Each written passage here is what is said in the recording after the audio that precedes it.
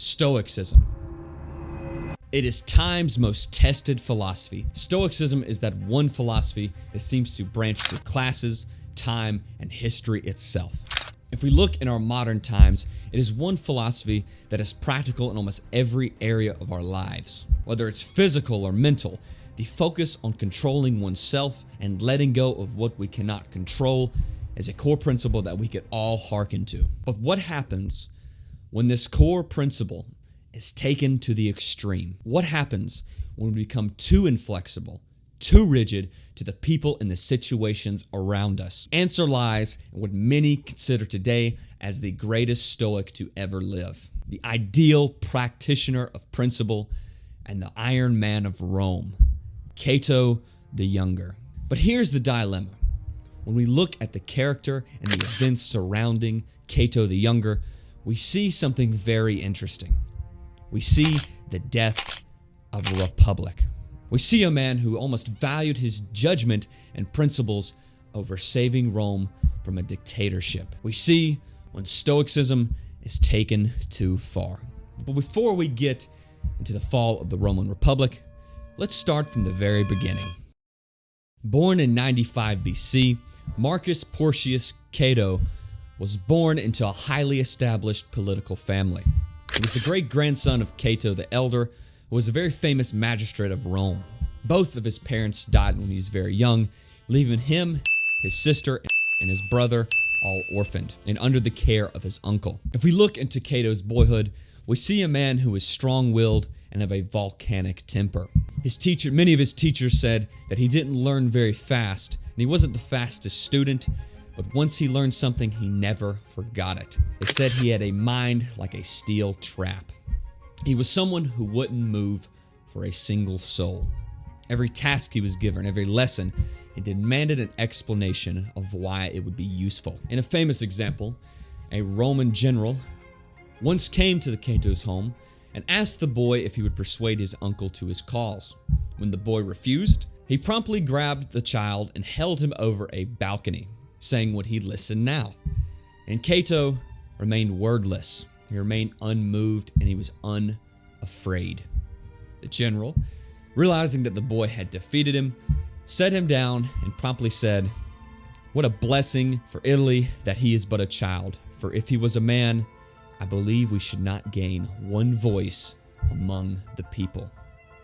At only 4 years of age, we can see the kind of man that Cato was coming up to be. For most of his life, he was a student under Antipater, who taught him the basics of philosophy, of course with Stoicism, and also taught him the basics of oratory.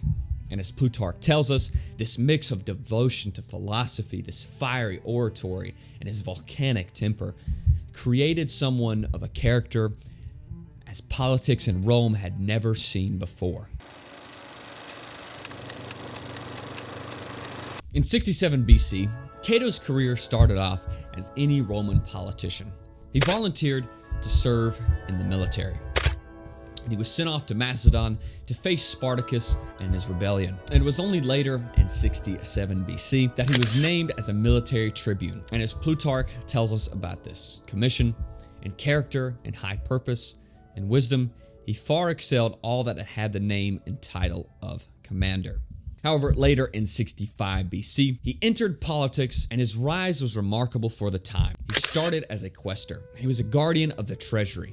He was exposing the corruption and fraud that was happening right after Sulla's dictatorship. And later in 63 BC, he became tribune of the plebs. And it was during this time that he started to make a name for himself. He was known as one that could not be bought. He was a man that was known that would follow justice no matter what. A man who only wore a dark toga and was never stained by the purple. He never threw lavish parties, and he never owned anything of extravagance. Cicero once remarked that he speaks in the Senate as if he were living in Plato's Republic and not in Romulus's cesspool. But this is where things take a turn. In 61 BC, Pompey had returned from his campaigns in Asia, and he was rewarded a triumph that lasted nearly 2 days. He was celebrated as almost this new Alexander the Great and someone who had conquered the East. However, Pompey didn't just come to celebrate his triumph, and his new hailing as this new Alexander the Great. He had promised his veterans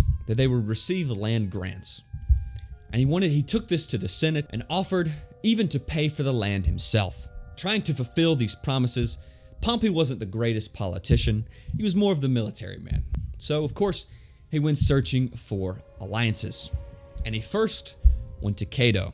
Pompey asked if Cato would marry off his niece or his daughter, which it seems from the writings that both women would have been happy with this decision.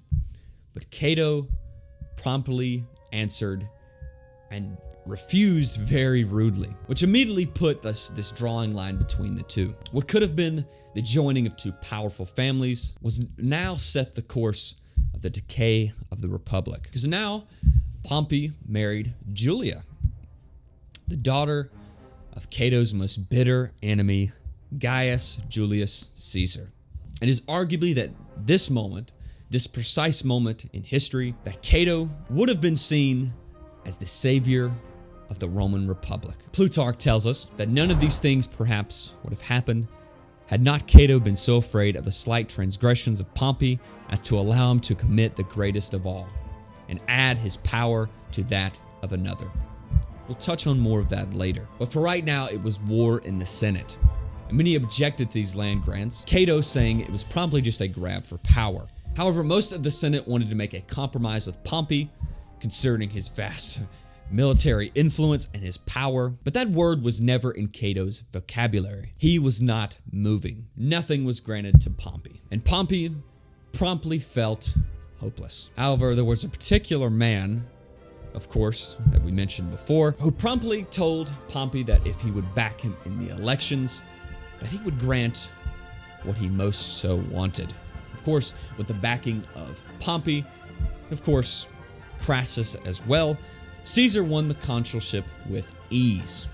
Cato was now not just at odds with Caesar as he was before, but now he was at odds with the most powerful men in Rome. It was a fight that Cato would pull all his might into. Cato was a man of stern principle, known for his justice, his unbending and inflexible will, a man who wanted Rome to return to its former glory, versus Caesar, a man of mercy, a man known for his lavish gifts, and a man who always chose compromise over anything else, a man who embraced change. And these two forces, once they collided, would shape history. Two men of deep souls but of different ideals, and it would lead to a civil war. Cato was now at war with the first triumvirate, who was Caesar, Pompey, and Crassus. Caesar, the politician, Pompey, the man of the military, and Crassus, the richest man Rome had ever known. And for a little while, they ruled Rome. But when the death of Crassus happened in 53 BC, it caused the whole thing to fall in on itself. And by 51 BC, Cato was going for the consulship, in which he promptly was not elected. But there was one thing that stand in the Senate that Cato had pushed. It was that Julius Caesar was to be recalled from Gaul and stripped of his command. He'd been there for almost the last 10 years. And by this time, he was Rome's greatest general, richest man, and he had legions that were willing to die for him. Cato and others argued that he had too much power for one man to hold, and they were feared that it would become another Sulla. And this clashing point led all the way to April 13th, 49 BC, when Caesar crossed the Rubicon into the mainland of Italy with his legions. Now, the tradition of this is that when you would reach the mainland of Italy, you would disband your legions and you would come back to Rome. However, Caesar did not do this. He came and he carried civil war with him. The die was now cast. Rome was at war with itself. It was now Pompey versus Caesar, the two most powerful men in all of Rome. And if we look back, throughout this whole 10 years of Caesar being in Gaul, it's hard not to look at Cato and look at his filibusters and his fiery speeches and all his work trying to save the Republic. It's hard not to say that he alone hastened the death of the Republic. If only he would have sided with Pompey earlier, because now he's sided with him anyway. it probably would have prevented the first triumvirate. But in the end, the civil war lasted 4 years, and Caesar stood victorious, with Pompey later fleeing and being killed. Cato went back home to Utica. He sat with his friends, his children, and his family. Wine, dice, and philosophical discussion filled the room. For what they knew, it was the last time. Retiring to his bedchambers, he read the dialogues of Socrates. He called for his sword, which had been removed by his friends, and his son begged and sobbed for him to fight on, not to end his life. But once Cato found his sword, under the moon's light, he felt its sharp edge and pondered. And finally, he exclaimed, "Now I am the master of myself." He stabbed himself in the stomach. His writhing in pain awoke everyone in the house, who, running to his room, they tried to save him. A doctor was rushed in, who promptly stitched him up.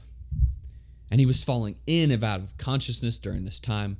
But once the doctor had stitched him up, and he returned to his conscious state, he promptly grabbed the wound and ripped it open, killing him for good. Rome's Iron Man was now dead at the age of 49 years old. If you couldn't tell how I weaved into the story of Cato, we can see that Cato spent much of his time trying to save the Republic and bring it to what it was almost 100 years before. He was trying to bring it to its former glory. And in the process, he completely failed. And when he did, he tried to unalive himself. And to me, I asked the question of, why do we really consider Cato so virtuous? I mean, when we look at his life and when people talk about him, it seems he's more idealized than what he actually did. A lot of people hold him as this statue of being iron and stern and standing up for what you believe. But it's almost, when we look at Cato, it's almost to a fault. I mean, I don't know what else to say about it. But let me break it down a little bit further into things. Firstly, he was so inflexible and so willed that he ended up destroying what he wanted to save. And there were times that he could probably prevent the hastening of the destruction of the Republic. I mean, it's just like he was afraid of bending or compromise out of this prideful reasons. And of course, we point to when he could have married off his niece or his daughter, which they were happy with the decision, that he promptly just didn't allow it to happen, and it led to Pompey, which he probably would have known would have happened, to side with Caesar. I mean, it's just ridiculous. And it is funny because later he even sided with Pompey. So like, what was the whole point of that whole charade, that whole thing? He was someone who believed in justice wholeheartedly, full-on justice. He wasn't known as Caesar for his, or as Caesar was for his mercy and compromise. And I believe in life and government, there has to be an element of justice, but there also has to be mercy and compromise if you want it to be truly virtuous. All this inflexibility and his attitude of preserving liberty and principle, literally, his actions led to the death of those things themselves. So again, I'm like, what's the point? I mean, what's the point of this stern attitude towards liberty and the Republic when you hasten the death of it and you can't look around and see what would actually preserve it? Like, the way he obstructed giving Pompey's legions land grants just because he saw Pompey doing it as a grab for power, it's like he seemed just blind to what was actually could have happened and what actually ended up happening. Because to me, that was the point when the legions said that we're not going to trust in the Senate anymore. We're going to trust in our generals. Because they saw the Senate as almost provoking them, not giving them what was promised.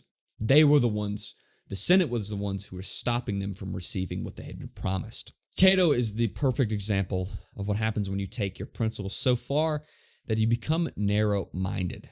And you see your views and your principles as the ones that are right and only right. When you become an Iron Man, you become trapped in yourself. And Cato, for these petty and prideful reasons, unalived himself, left his family, his friends, his children behind, because he didn't want Caesar to forgive him or pardon him. Because, I mean, Caesar literally reacting to Cato's death was mad that he didn't, I mean, it was true, that he didn't get the satisfaction of pardoning his most bitter enemy. And I think that's just not a virtuous or, principled way of dealing with something of that sort. I believe Cicero put it best, and to really simplify this whole thing on Cato,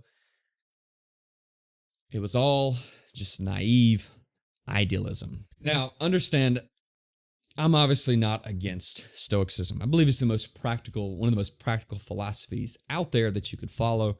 And of course, you see it all over the internet and stuff. And to me, for me personally, it has helped me a lot. But understand that I'm very much against Cato and his idealization. I really can't stand when people call him the greatest Stoic.